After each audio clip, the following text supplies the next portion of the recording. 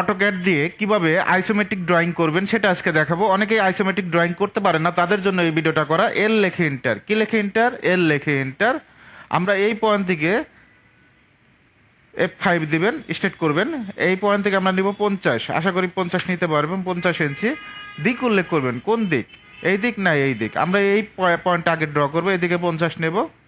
এখন নিচের দিকে যাব, এদিকে 50, জাস্ট ক্লিক করব।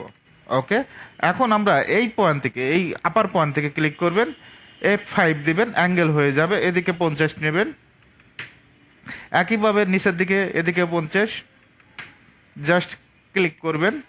আমরা যদি এই পয়েন্ট থেকে এখন এই উপরের দিকে যেতে চাই, F5 দিব, অ্যাঙ্গেল হবে এদিকেও 50, জাস্ট আমরা এখানে একটা ক্লিক করব। এখন আমাদের যে কাজটা থাকবে, মেজারমেন্ট শো করবেন, DAL লেখে এন্টার, কি লেখে এন্টার, DAL। এই পয়েন্ট থেকে এই পয়েন্ট 4 ফিট 2 ইঞ্চি, কত ইঞ্চি, 4 ফিট 2। আমরা এই পয়েন্ট থেকে এই পয়েন্ট যদি মেজারমেন্ট শো করি, এদিকে 4 ফিট 2। একইভাবে যদি আমরা এইদিকে মেজারমেন্ট শো করি, এই পয়েন্ট থেকে এই পয়েন্ট 4 ফিট, অবশ্যই পয়েন্টটা সঠিকভাবে ধরতে হবে, 1 ইঞ্চি কম বেশি হবে না। এই পয়েন্ট থেকে এই পয়েন্ট 4 ফিট 2।